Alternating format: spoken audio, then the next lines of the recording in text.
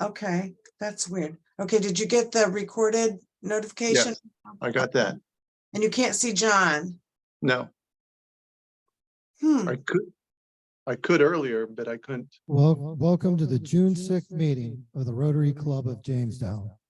There we go. Join me in reciting the Pledge of Allegiance, singing our national anthem, and repeating the four-way test. I pledge allegiance.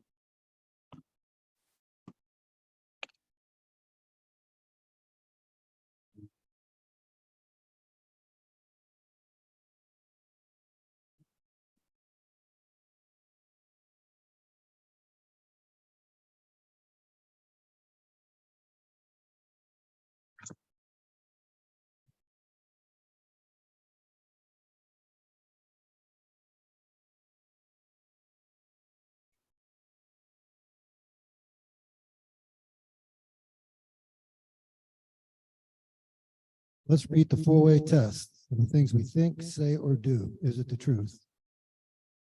Is it fair to all concerned? Will it build goodwill and better friendships? Will it be beneficial to all concerned? Our invocation today is given by Paulette Klein.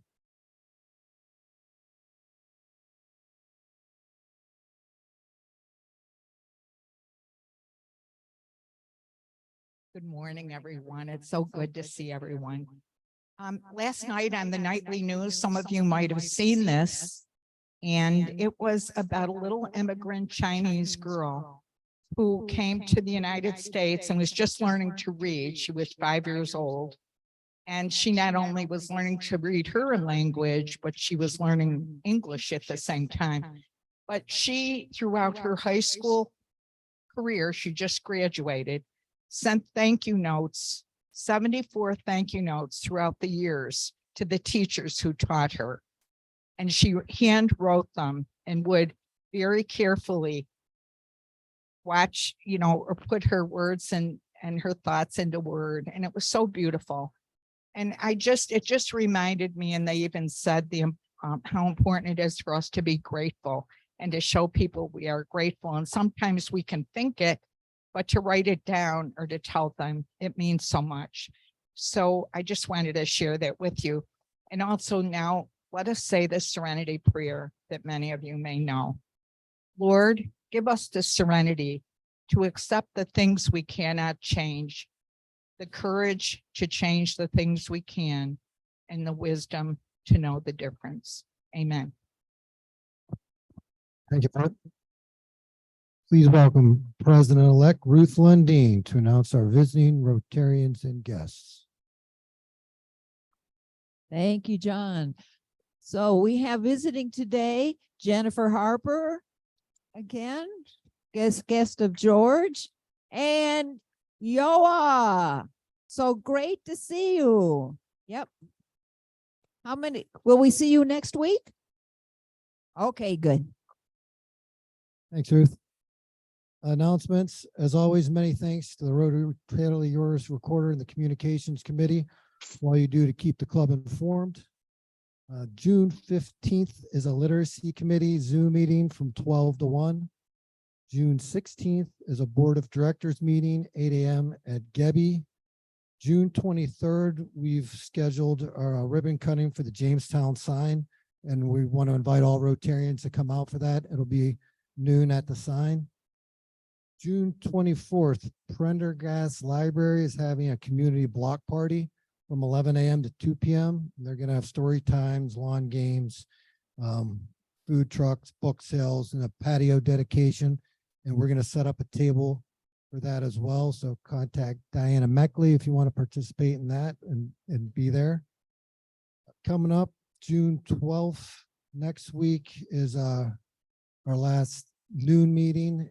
And then June 19th, we're off for the Juneteenth, and then the President's Dinner there the 26th. So that's what we have coming up. Any other announcements, Michelle Jones? Any announcements? Anybody else? Ruth, any announcements?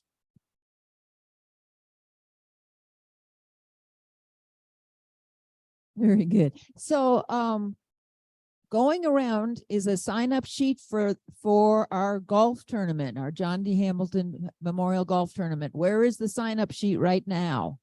Right? No, please, last week it did not make the round, so please look. We are expecting each Rotarian to find a way you can participate in this major fundraiser that we have, whether it's golfing, putting together a team, finding a sponsor, finding an item to put into a basket for door prizes, that sort of thing, or there's opportunities to be volunteers, to sell 50-50. We would love everyone to participate in the food afterwards, the supper afterwards. And so we want to have some golfer activities for the lead up to that. So if you have an idea or would be willing to help with that, there's just all kinds of ways you can help. So please plan to participate. We want everybody, golfer or not, to feel like this is an event that they can have a good time. Yes, David. David asked how many golfers we have signed up, and I'm afraid I don't know the answer to that. 16. So, oops, we have a ways to go, people. Please, if you know golfers, it's a wonderful cause, and it's please help us do that. So if you want to sort of get prepared for that, I put on the tables a golf scramble that the AM Rotary is putting on June 17th, I believe it is. Yes. So this might be a warm up. This is not a makeup. Okay. So please consider doing that. Thank you.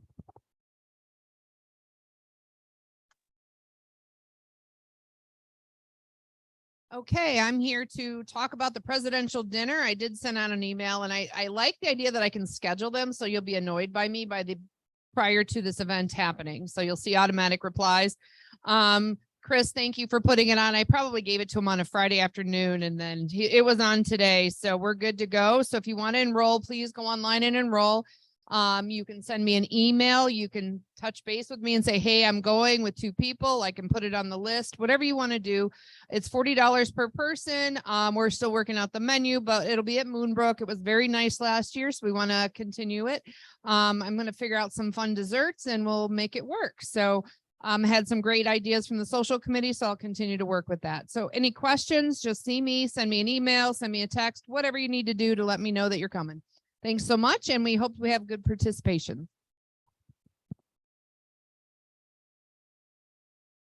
Thanks, Michelle. So quick update on the strategic planning. We sent out that survey probably about 2 months ago. So Ruth, Marion, Kirk, and myself have met it several times, and we took all the feedback from that. We've talked to a lot of community members about various needs in Jamestown, and just talk about IDA Coalition, attending those meetings. So we've narrowed it down to about 10 focus areas or strategic areas that we'd like to focus our direction, and our committee is all working together to try and achieve some of the same goals. So we're going to send out one more survey for everybody online. We can print out a couple, bring them in too, and just ask you to rank the top 5 of where we want to really focus our efforts and get all the community all the groups working the same agenda to address the needs in the community.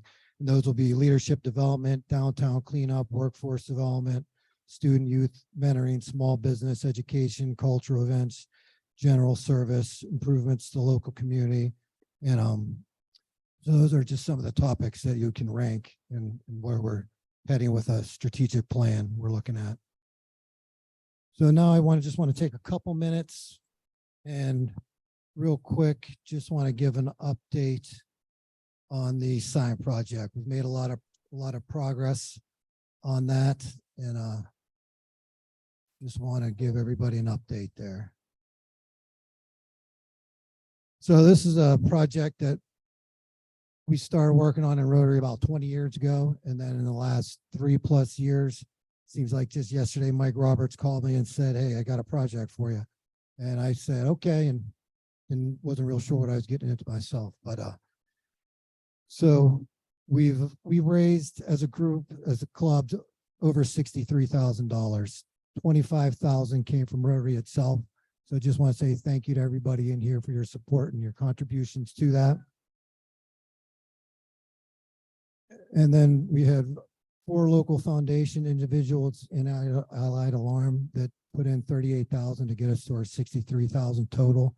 And then we had in-kind donations and construction support, which was probably another 50,000 at least, where we were paying basically for the materials and they did everything at cost or donated their labor. So I just want to real quick throw up there all the organizations and what they've done, the grants and donations on the one side of your screen there. Community Foundation, Gabby Sheldon, directors, discretionary grant fund, Peter Sullivan, Jesse James Duran, Allied Alarm. Those were our grants and donations. And then on the other side, all the people that the organizations, construction organizations that donate their service or contribute to the project. You know, you see CPL for the design services, E. Austin, the general contractor, RPAD, CVAC Stone, IWF, and such a talk with sign. The city of Jamestown was a big help. Alstrom Schaefer, Dave Painter, thank you. He's going to do all the electrical work. Allison Bronze did the cityscape panels, and JMI donated the concrete, sand, and gravel. And I know the names are small, but there's about 38 different names up there that have been involved in the project. So if you see them out and about, just thank them for supporting Rotary in our project here. So that's we couldn't have done this without all them. All the signs been set. The mason started today. Should be done by the end of the week. That Chautauqua sign is going to come back out and put New York on the sign. So here's just a quick idea. A lot of work and a lot of collaboration went into this on our partner side, probably more than we realize. So here's just the sets, the drawings that we created. We did 3D modeling. We had a lot of coordination meetings between CPL, Ellison Bronze, and IWF just to make sure everything fit together. We knew what we were doing. We weren't going to screw something up somewhere along the line. So we had a lot went into the planning and coordination. Here's just some drawings for at the start there, what it looked like. The city actually created an entire replica, went out there and set it up to see how it would look. And then just some pictures through construction of digging the hole, getting the rebar, pouring the foundation. There's laying out the sign at IWF, making sure the letters would look good. And then various setting the sign with the equipment on site. There's a mason getting started this morning, and there's what it'll look like at the end there. So just a lot of work has gone into that. And I just want to make sure we thank all you Rotarians and the different organizations that participate in this sign project, from the foundations, the construction company. So thank you, everybody. This was for our 100th year project that we designated a couple of years ago to give something to the city. And it's wrapping up here towards the end. And there's just the invitation. We want to invite any Rotarians that are available June 23rd at noon to come out for an official ribbon cutting. So that's a sign update. Thank you.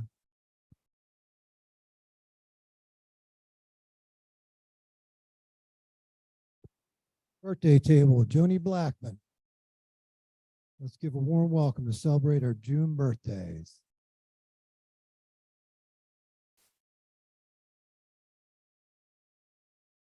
Great work on the sign, everybody. I've seen it happening for a long time. So we have they keep joking, we have an unbirthday table today, because all the birthday boys and girls are not here today. But I have a full table, which I am so grateful for, because usually it's like, they avoid me. So, our birthday people who, we miss dearly. I didn't see if you were online. I apologize if you are, and I didn't know. First we have Dan Heitznereder, who has just joined us last year, March 2022. So he's at about a year. His birthday is June 10th. He is the president and CEO of the Chautauqua County Chamber of Commerce. He is a graduate of Jamestown Community College in SUNY Fredonia. And Greg Jones brought him to us. Thank you, Greg. Happy birthday, Dan. Next, on June 17th, we have Mike Bird, who is the publisher of the Post Journal, and he joined us in 2007. And I don't have a sponsor down for him. Does anybody know who sponsored him? Anybody want to claim him? Okay. Happy birthday, Mike. All right, Deborah Morlock joined us in 2019. She's the owner of Home Organizing Solutions, and she will celebrate her birthday on June 26th. Steve Sandberg brought her to us. Thanks, Steve. And finally, we have Noah Goodling, and I believe I'm his sponsor. In 2018, his birthday is June 29th, and he is the project director of the Capacity Lab that's run by or funded by all of our local foundations to help to build our nonprofit sector. Happy birthday, Noah. I wanted to say there is as you know, by the Rotary Foundation, there's every Rotarian every year campaign. And if I'm not mistaken, most of you in the room here are Rotarians. So you should be giving something to Rotary Foundation every year. That's the campaign. And John, President John, whom we all love, right? Has about a $7,000 or $8,000 goal.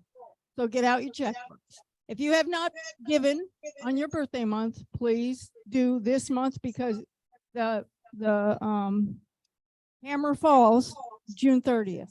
So you have to have your money in to Chicago by then. If you need an address, let me know. I can get it to you. I can put it out to email, but we all need to make our commitment and follow through on it by the end of the month. And I do love all of you. I just have to let you know it's important. Thank you. And I'm going to give Dan Rader the gift certificate for lunch. Just so I tell you.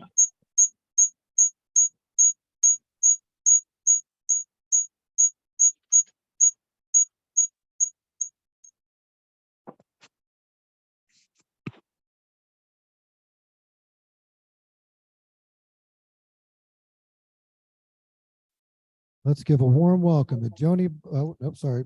Please get your tickets ready for Emily Kama. 50-50.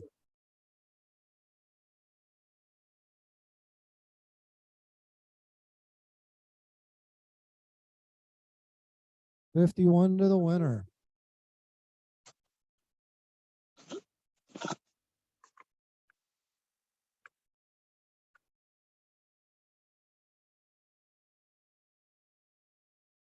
$0,999.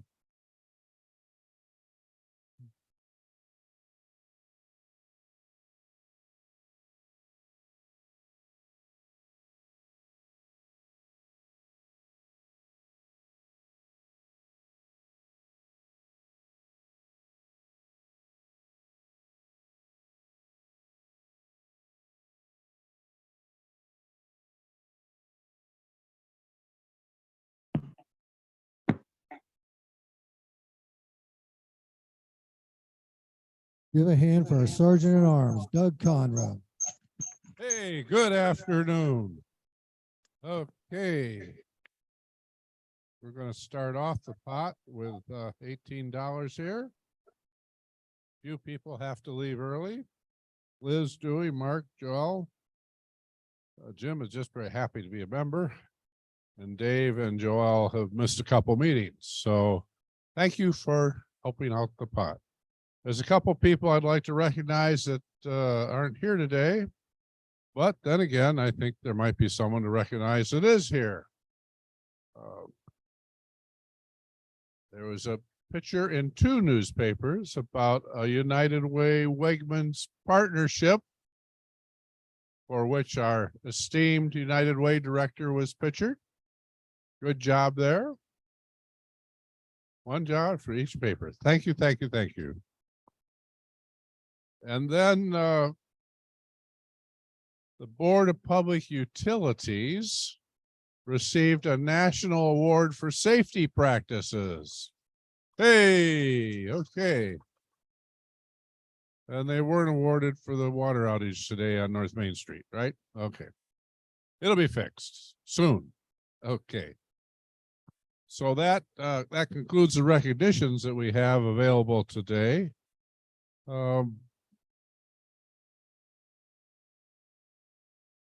Who's interested in coral reefs? Who reads the Rotarian magazine?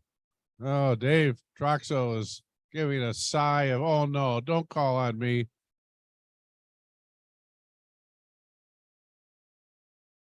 Lay it on you. Okay. There's a project going on that results in recreation of coral reefs. As you know, we're having problems worldwide on that. And they're able to grow them 7 to 12 times faster. And what are they doing to do that? You're getting there.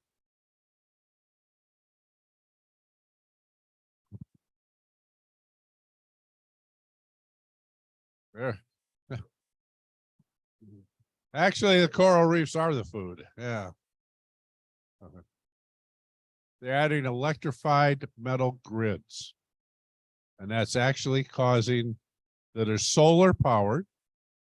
That's actually causing the reefs to grow better. So grids. So yes, you may contribute to the pot deeply as for your whole table. Yeah. Got it. Mr. President, might have some happy bucks. Happy bucks. I'll get us started. I'll put 5 in. So I have a golf tournament next Monday at noon. So this is my last noon meeting. So put one in for just thank all the Rotarians for your support over the year and everything you guys have done to help me get through this year. A happy buck there for our upcoming leadership, Ruth, Marion, and Kirk. I'm excited about their future and what they're going to bring to Rotary. And then just the final stretch of the sign project, happy buck there. So I can, yeah, that's a good thing. And then just a happy buck for my friends, Tom Benson and John Barber here in the Y. We really got to build a new Y, and I got to just thank these guys for their work they're doing to bring that here. So those are my happy bucks. So I have 2 happy bucks. One, and in no particular order, Thursday is something called Give Big CHQ. If you haven't heard about it, check your email because it's probably lit up with things from organizations you care about. It doesn't matter what you give to on Thursday, but give early and give often. And there are different ways that organizations are trying to entice their supporters to give at certain times. So pay very close attention and use your alarm on your phone so you don't miss any of those opportunities. And then my other happy buck is not for John Healy, but for Betsy Healy, because I think it's amazing that John does all the things that he does, including everything he's done for our club this year. And I think that's only possible because he has an amazing wife. Well said. Time gets away from me, but it seems like probably 15 years ago, I headed up on behalf of the club to get an entrance sign to the city. It was a long battle and we were unsuccessful. We ended up taking the money and putting, I don't know if you remember the little signs that were hanging from the light posts as you came through town, but it's a lot of work, and I'm really proud of our club and the fact that I'm proud of the people that put that together. It's very nice. So congratulations. I have a Chris $2 bill. 57 years ago, I married my first wife at First Covenant Church. And just this past Sunday, their pastor has retired, Adam Roller. So that $2 is a thank you to Adam for serving that church so well.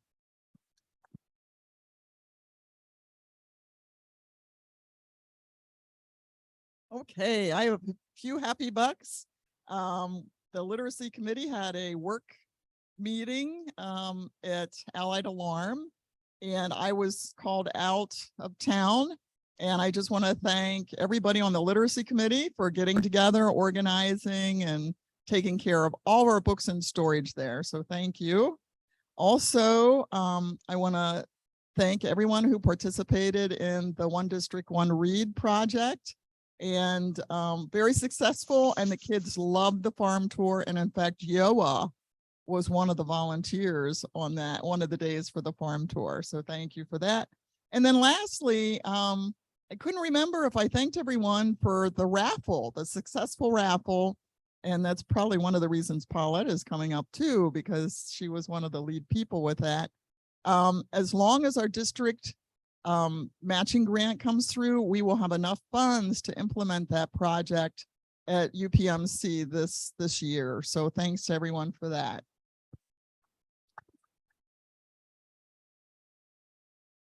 For those of you who have grandchildren, specifically granddaughters, I know that one of the main roles of Grandpa is to give career advice to their first granddaughter.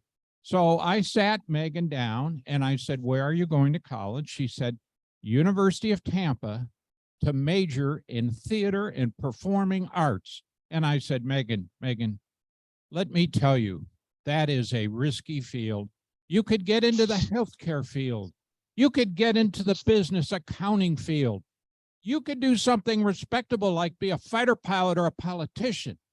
After listening to all Grampy's advice, I have $1 in because this Thursday, Megan opens as the leading lady in downtown Manhattan in an off-Broadway musical, Swan Lady Rock Opera. So that's what it is.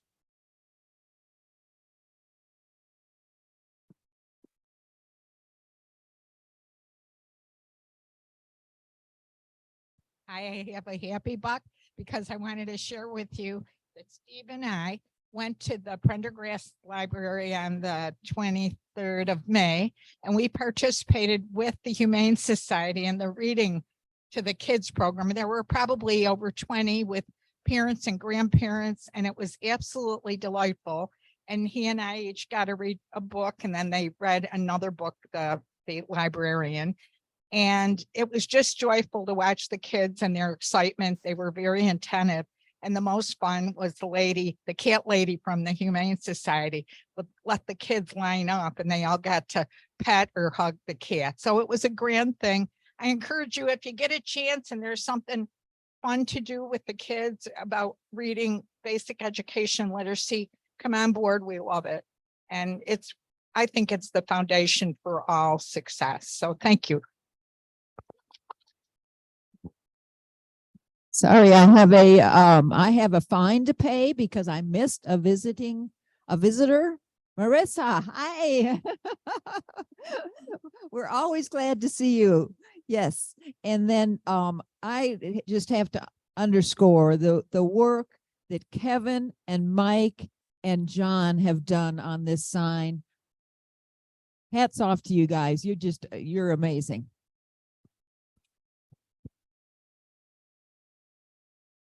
On the 6th day of the 6th month, 57 years ago, the man of my life asked me to marry him in a chicken coop. So I have $6. It's the best chicken coop experience I've ever had.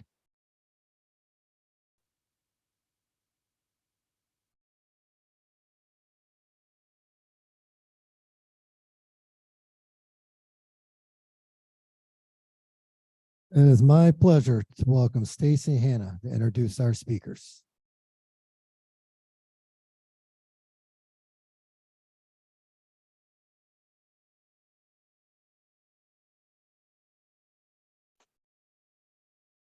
Well, okay, okay. It is my pleasure today to introduce Tom Benson and John Barber, and they're going to tell us the story of the brand new YMCA and modernize that is all. So I'll tell you a little bit about John. John Barber stepped. I don't have my readers on. Yeah, sorry.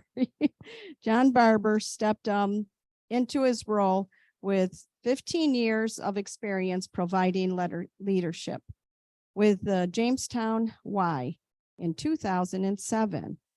He began as the director of the teen center, but his roles have expanded over the years to also include oversight of the East Side Y program and the 4th Street Housing, which provides housing with people with physical disabilities. During his time with the YMCA, Barber spearheaded the organization of a community-based travel sports league for non-varsity teens, launched a summer learning loss program, expanded Latino access to after-school programming, and led the 10-fold expansion of USDA at-risk meals program. And Barb is a Chautauqua County native. Barber is a 1965 graduate, Cassadaga Valley. He holds a BA from Grove City College, and he's also theological seminary, right? He lives in Frewsburg with his wife, Heather, and 3 children. In addition to his role with the Jamestown YMCA, Barber also serves as a councilman in the town of Carroll and as a board treasurer for the Yukon City Mission. And Tom Benson, it's your turn. He has been, yeah. Oh, yeah, sure. I'll take any of that. Thanks. Okay. Oh, boy, that was a miracle. I have like 12 of them in my house. So, but anyways, Tom Benson has been honored by several. What are you guys laughing at? Yeah. Okay, Tom Benson has been honored by several organizations for his work in the community. Jamestown Community College bestowed him its Distinguished Alumnus Award, while the Chautauqua Leadership Network named him Leader of the Year. Benson received the Chamber of Commerce Community Service Award, and the Jamestown Rotary Club further distinguished him with its Paul Harris Fellow Award. Okay, come on up, guys. Thank you.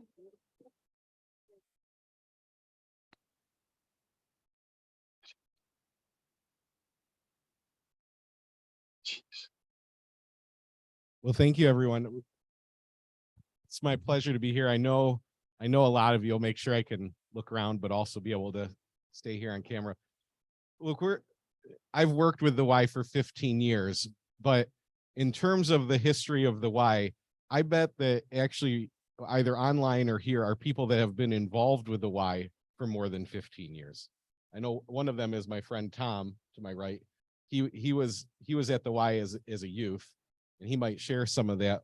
But along this journey with the Y, I've met countless people who their history with the Y goes back to their childhood.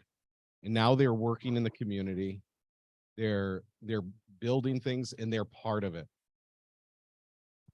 Oh, I'm sorry. Is that better? My apologies.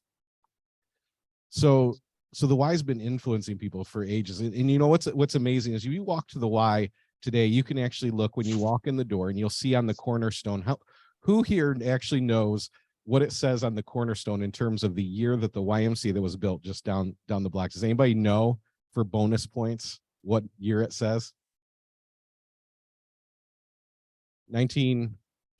1928, very, very close. 26, a little less close. 1929.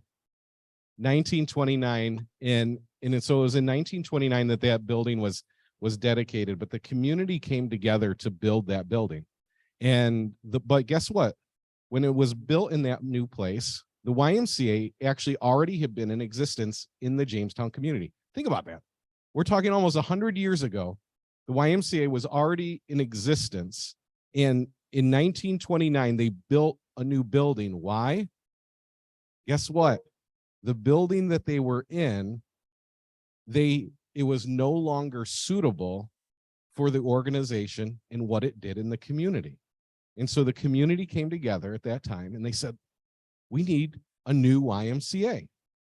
So they came together in 1929 to build that building. In fact, I believe the money might have been raised in like 7 days at that time. Think about that. A totally different kind of community, different kind of setup for these kinds of things. But the community came together to build that and to raise the money for it almost 100 years ago. But actually, if you follow the history of the Y and its impact in Jamestown, it actually goes all the way back to 1858. 1858. Think about that. Think of all the things that have happened in Jamestown over the course of since 1858 to where we stand today in 2023. The YMCA is an organization that not only does it, sometimes you meet organizations that have a deep history in the nation, right? Or a deep history in the world, but it's not often that you get to work for an organization that actually has a deep history right in your town, dating before the Civil War. Think of all the things too that the Y had persisted through in the course of that time. You have the Civil War, you have the Great Depression, each of the world wars. You have many economic swings, right? You have the Great Recession, you have the inflation in the late 70s. All these things were, I'm sure, things that the organization at the time had to talk about, navigate through, get through, reinvent, figure out, and do things. And the Y right now is in that same spot, actually. We're in a spot right now. Anybody familiar with the name Judy Young? Would anybody know that name? So Judy Young is one of our longtime members, and she actually is a very avid swimmer. She still competes, I think up to last year, nationally as a 98-year-old swimmer. And she was, the accomplishment's remarkable. And a company actually did a story on her. You could catch it online. They did a commercial featuring they were swimming goggles, but they told Judy's story. When you watch the story of Judy, somebody who's been involved at the Y, impacted at the Y, still involved with the Y for all these years, when you watch her swim in this commercial, guess what's in the background? The YMCA, the Jamestown YMCA, and our pool. But when you look at that YMCA pool, what you also see, and I told Tom about this one day, is you look really at the picture in the background, what you see is the rust coming out of the pool. You see some of the age of our facility coming through. And so even though there's an impact in a work of the Y that's still going on, lying there in that infrastructure, that building that allows us to do our work is age. The building is showing its age. We have a pool that's, there's many things that can go wrong. Every day, my aquatics director or my property manager walk in my door, I usually have a little bit of what's about to come out of your mouth. What's going to happen? And are we going to be able to solve it? And any day that can happen on a given day. And so we've entered into, and I hope many of you are aware, we've entered into an ambition to build a new YMCA. And I'm just going to play kind of while I speak, because I don't know that we all get a picture of it, but we have a walkthrough design of what the new YMCA would be. And we've purchased land down on, well, I guess we do have sound on this.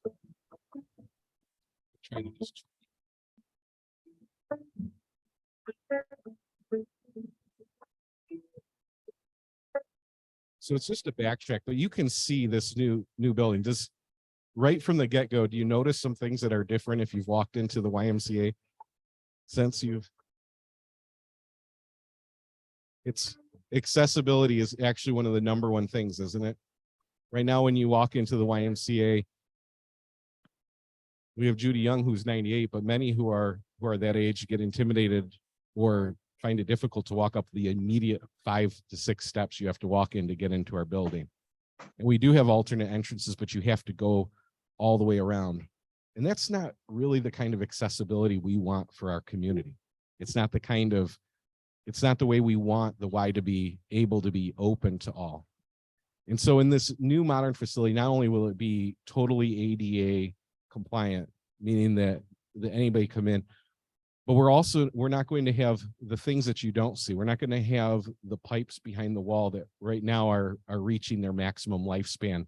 And week to week, we're finding water leaks that we need to solve inside of our walls. You won't have the aging infrastructure of roofs and energy efficiency that are found in modern buildings. And so as we seek to do this, one of the why that we've built our model off of is actually based off of a model that was built in Lockport, New York. Has anybody ever seen the YMCA in Lockport, New York? So part of what our ambition is, when I look back through our membership roles in the time that the Y's been here, the Y has definitely persisted through many eras, but we've also seen a decline in our population. Many of you can attest to that. In corresponding to that, we've seen a decline even a bit in our members. But when the Lockport Y built their new YMCA, and we actually see this across the country, but we see this in a very similar community in Lockport, when they built a new YMCA with state-of-the-art facilities that was suitable for and accessible for the whole population, they actually saw an increase in their membership by 5 times. 5 times the number of people were able to then access their building. And that sounds great because that obviously helps the Y to exist. But I got to tell you what's actually most important about this. The YMCA and its membership actually helps support something that's happening in the community that's way bigger. And having a strong Y membership actually helps us to continue some of the things that we impact. In fact, I noticed that when you built that sign, Ellison Bronze was one of the people that contributed to the new sign. Well, just in terms of my time, I believe one of our teens, when I first started as a teen director, he actually now is one of the supervisors working there at Ellison Bronze. He was from a home. He actually was probably on the edge of graduating or not graduating from high school at given points. He was able to graduate. Now he has a great career in manufacturing, where he actually is a supervisor of a crew, doing tremendous work. But along his path was the Y. And he's just one that's in my last 15 years. Surrounding all over the city are stories like that all over the place. And the new Y has a $30 million price tag. I started to talk about we have the new property. Have any of you seen the sign down on Harrison Street? Yeah, so that's the property that we've purchased, is to be able to build and to scale what you're seeing here right now. But the YMCA helps to support the full total work of what we're doing. Let me just give you an idea of what the Y impacts. Right now, there's 634 different children that participate in Y summer, after school, day camps, and special family events across the city. That includes heard mention of a literacy initiative. I guess I didn't catch what it was, so my apologies for that. But we also run programs that address directly summer learning loss. One of the programs that I'm most glad to be a part of is a program called Power Scholars Academy. It gives kids during the summer access to certified teachers in the morning, and enrichment and field trips in the afternoon. And it all goes to kids who wouldn't be able to afford to enter to a day camp or a summer learning program in a paid day camp. They're able to access it for free with a teacher referral. And so we're seeing our scholars, we call them scholars, they grow a month and a half to 2 months in reading and math just through 6 weeks of the summer, led by those teachers. I think our video wrapped up.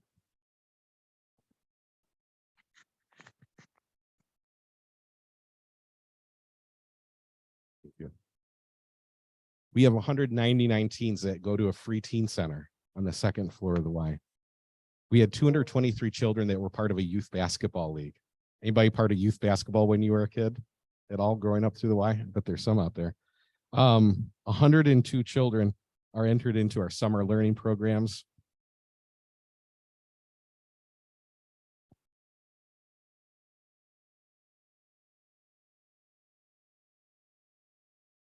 And what a lot of people don't know is that our membership actually is made up, our membership itself is meant to be accessible.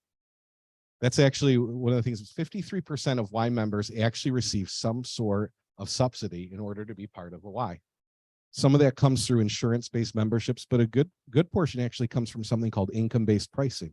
It means actually the Y is meant to be accessible. So you come and you can actually join the Y, and this is definitely part of something we embrace the Y.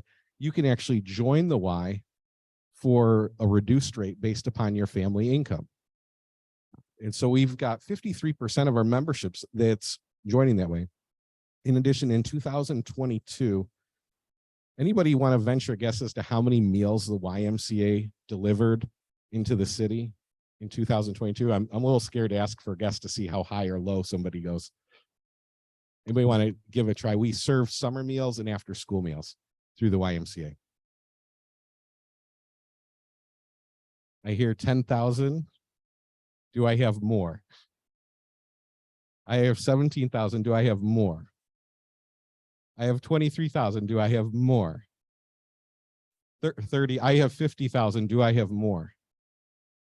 The YMCA in 2022 served a little over 67,000 meals across the community.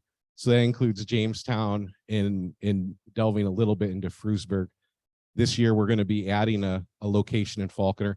And if you go by the East Side YMCA, that actually serves as our central kitchen. And so you'll see trucks, they're there, they get loaded, they fan out across the city, bringing meals to parks, day camps, the Boys and Girls Club, Chautauqua Striders, YWCA. So even the Prendergast Library. So even as the YMCA does its own nonprofit, we work in collaboration with nonprofits across the city.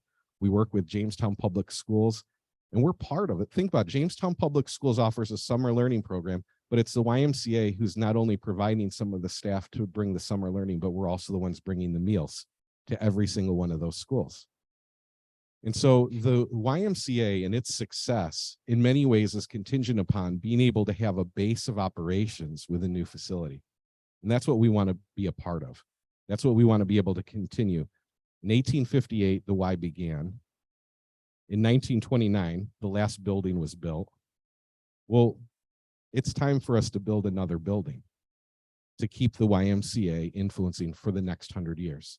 So Tom is our project manager. I want him to give you a little update on where we're at with the project and what we're doing, because this is a really critical project for not only the success of the Y, ultimately the success of the Y means the impact that the YMCA is able to make on the community. Thank you, John. So I joined the Y in like 1869, I think. Seriously, I was relatively poor kid from the south side of town. I did join the Y when I was 5, so it's 60 plus years ago. And I am among, I'm sure, thousands of other local kids who say to themselves, if it wasn't for the Y, I don't know where I would be. And now more than ever, I mean, it was certainly a big need back then. The world now is way different, which means the Y is all that much more important for sure. Just to comment on the site, it's down on Harrison Street. It's a brownfield site. It used to be Watson Manufacturing, for those of you who remember, a long time ago. We have the entire site from a little bit east of Phoenix Metal all the way to Windsor Street. So there is plenty of room for parking, for lighting, for all the stuff that the current facility really doesn't have. And it's a neighborhood that needs something. I mean, this will be, I think, hopefully something that drives the redevelopment of that area. It's kind of the last part of downtown that hasn't been touched by anything. But as John says, it's a $30 million project. In Buffalo or Rochester, or New York, 30 million is a lot of money, but in Jamestown, it's a king's ransom. Believe me, I know, I've been there before. And where we are in the process is we've got the final, what we hope is the final design of the building done. We have received preliminary approval from the city for the site plan. Am I spitting into this thing? No, am I good? So from that perspective, we're kind of ready to go. We have gone around to the local foundations who once again have stepped up to the plate and provided about $4 million worth of local funding, which is critical. Without that, there's no starting line. And for that, we are incredibly fortunate and grateful as always. But to raise this kind of money, it's a step-by-step process. You must be able to point at success to get success at the next level, which we hoped, and we have started many different opportunities that will hopefully bear fruit. New market tax credits, the federal earmark program, issuance of tax-free bonding. All of those things are well underway. Eventually, we'll do a local capital campaign, which we're not going to do until we're at the point where we can say this project is real, which we're certainly not there yet. But the next big step we hoped was going to be state funding. We have met with state officials several times, people that I have come to know pretty well through the National Comedy Center project. They understand the demographics of our area. They understand the need for a Y in Jamestown. And they've been very supportive. And so we applied for a grant, $5+ million worth initially, and they turned us down. And at that point, we knew they were going to turn us down because we didn't have the $4 million in hand from the foundations yet. But we wanted to officially get on their radar screen.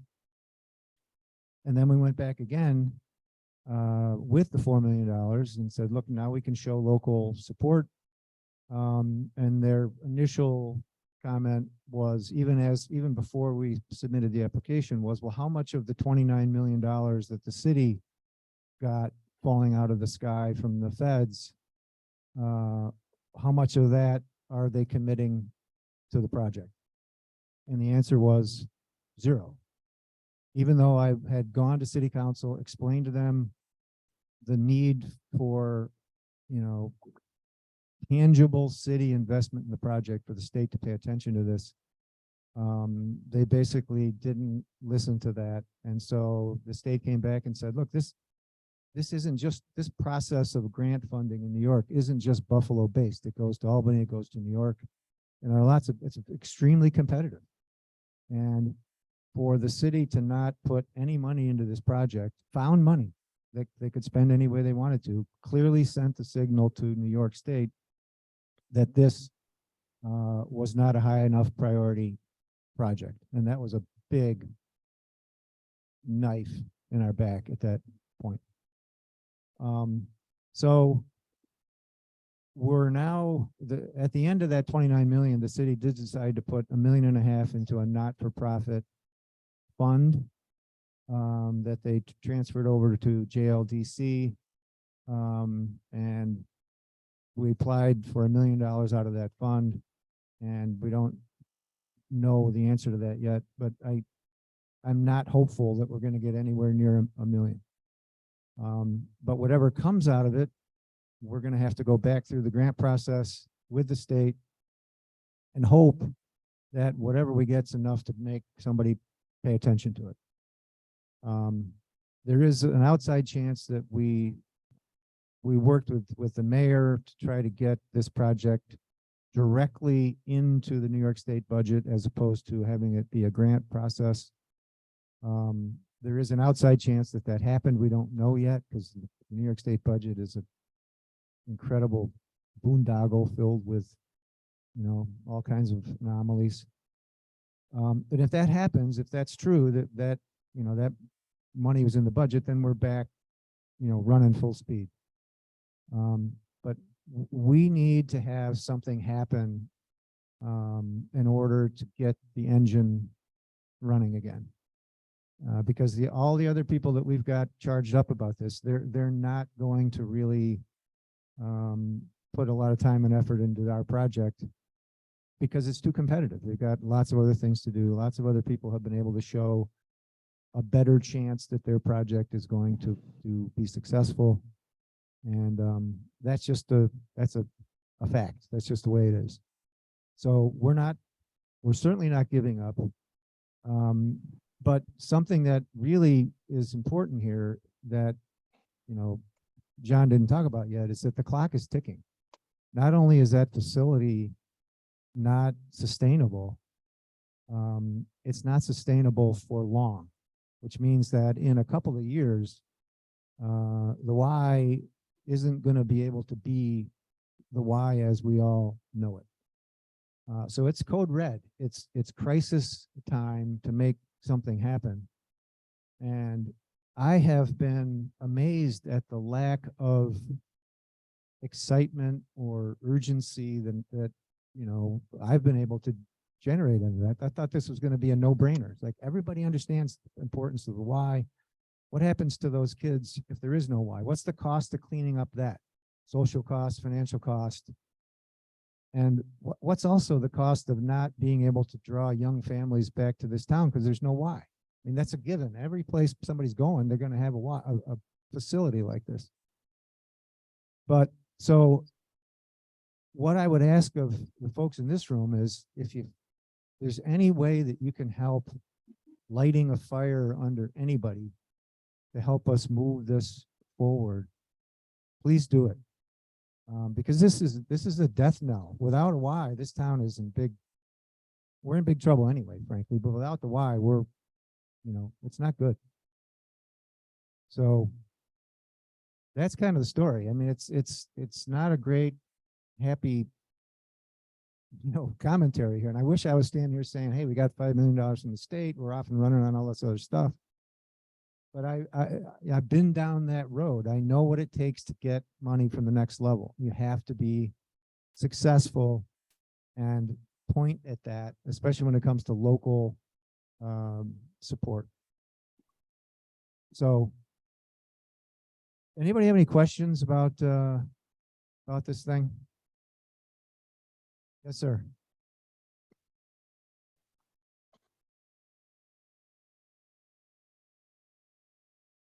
I don't have a microphone.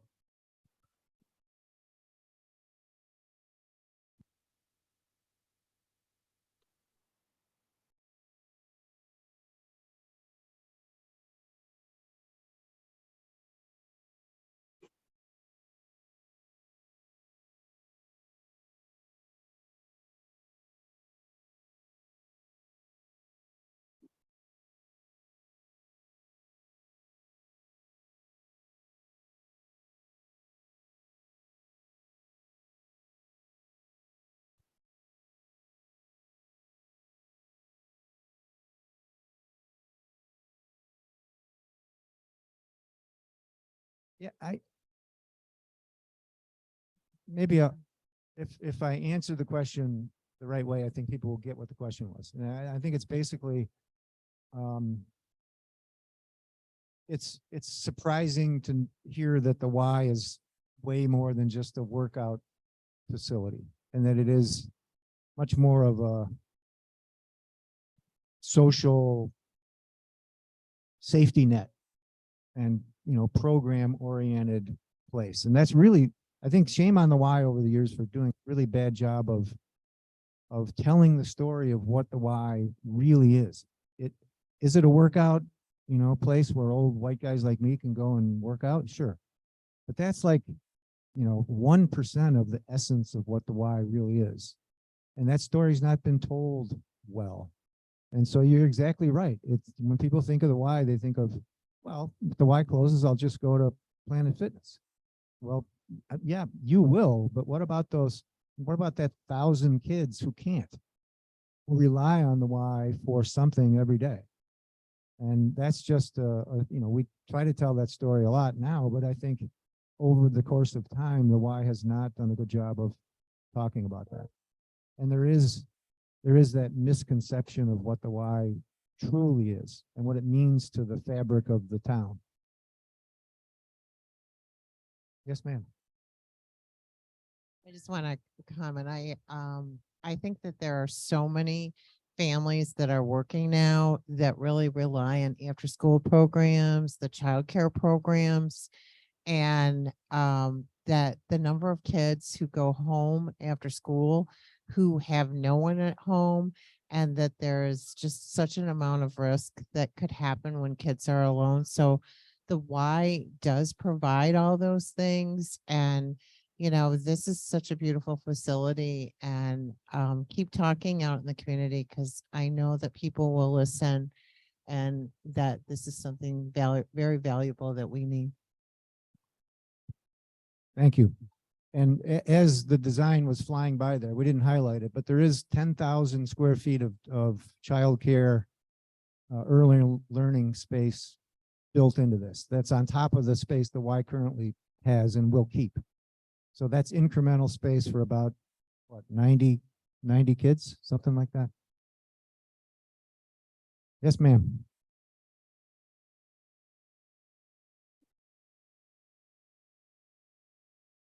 We're trying. Yeah, I mean, we've been in the paper several times, we've been on the radio. Right.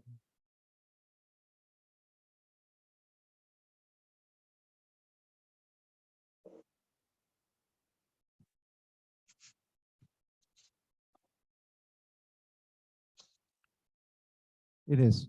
I don't dispute that. And, So I think part of it is that, so the Y has been around, and you actually can go to Y. Everything I told you the Y is doing right now. So you could almost look at it like, we need a new Y, and you could say, was the Y dying? Well, actually, when you talk about what the Y is doing in the community, it's actually very, very alive. We're serving meals. Kids are receiving after school programs. We do have members that are being physically fit. We do, even though our building isn't as accessible as we wish it was, we've just expanded a partnership with the Resource Center so that folks with physical and mental disabilities can access our facility as part of a day program. These are the things the Y is doing. But I think the part that we need to have a growing awareness of is that right now, the sustainability of our aged building, it's sort of there in the undercurrent as a problem. Now, the Y, we've done our very best to make a member and a child walk into the facility and feel like this is a great place. We give tours every day, and people are like, this is a great place. I love this building. But what we know, and what we're kind of trying to raise the flag of, is we want to be able, number one, we can produce a tremendous place that will be even more impactful. But two, we have this underscoring problem that we need something that's going to be widely available. Yeah.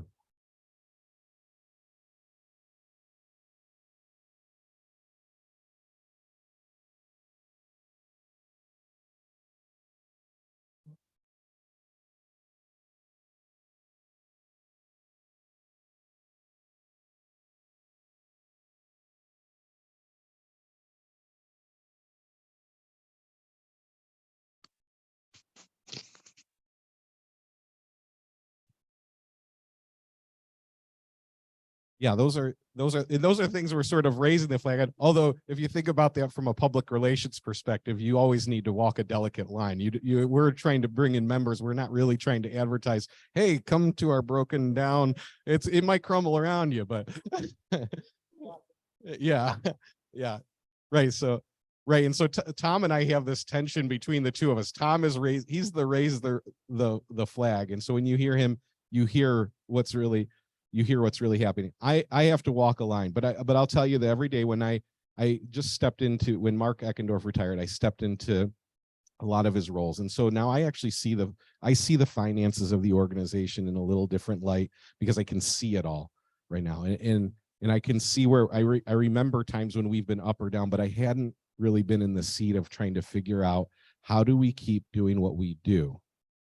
How do we sustain what we're doing? Well, now I'm in that role. I'm in that role where we're not just in a department or an area do I need to figure out, but for the multiple areas where the Y is influential, I have to be able to figure that out. And I can see, and I guess maybe now I'm raising a little bit of a red flag.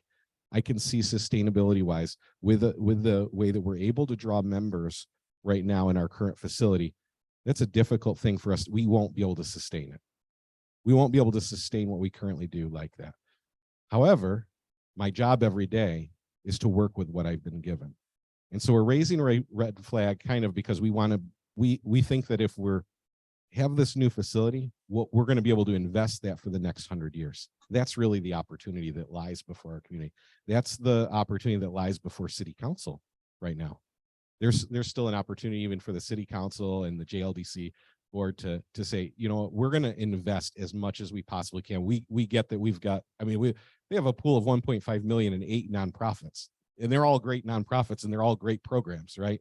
But if you've been around, I serve on city council, or not city council, I serve on town council for the town of Carroll, and I follow things. If you think about government and investment, many of the times when you make an investment in something, but not often do you have something that you could say 100 years later, hey, remember when we voted yay on this project, and now it's there 100 years later. That's what's there right now. So I did write a letter to the editor that was published in the paper. I have been to city council. We had an article just the other day that John and I, were there. We were on the radio. What would you suggest we do more of to get the word out?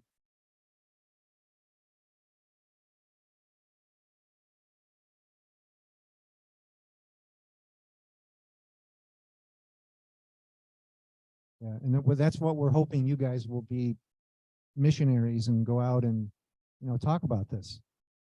Yes, ma'am.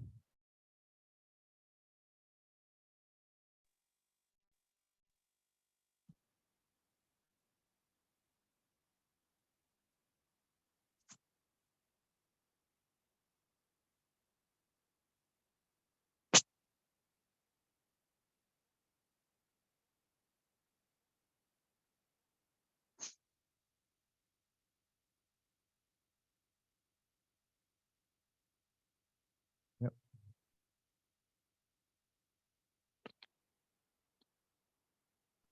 That's a good suggestion. Just for clarity's sake, I'm not on the board of the Y. I'm just a lunatic who said, let me try to help with the project. So I agree, that's a good idea. Anybody else? Yes, sorry.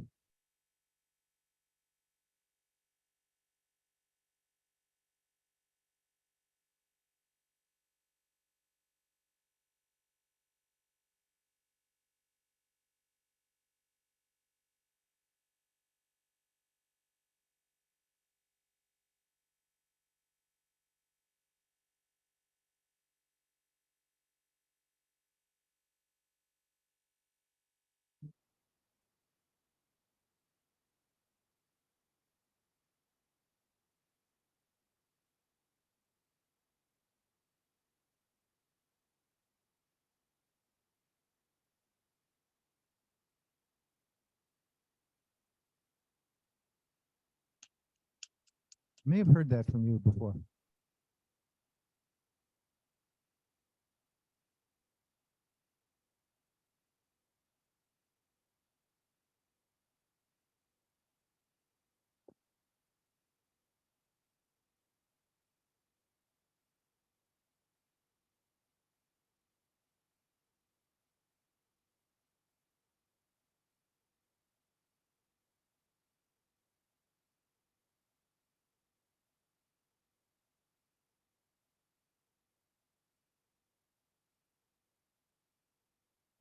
So again, that's sort of an area where we're walking a fine line, right? So our Y membership, though, we do talk to them. Like, so for instance, even our proposal to city council, we let our entire membership know what we're doing in terms of creating a new Y.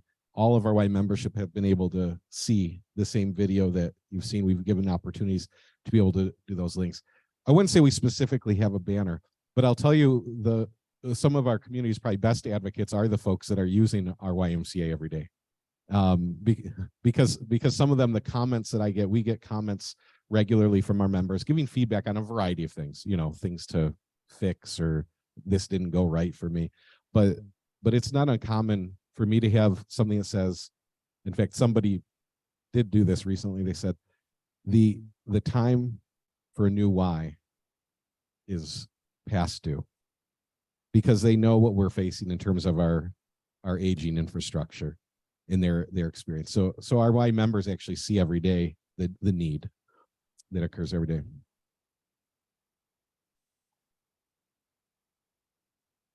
I hope so. Yeah. So what we do is yeah.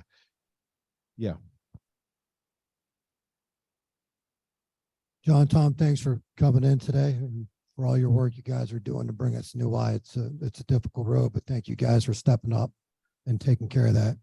One of Rotary's major international programs is to eradicate polio in the world.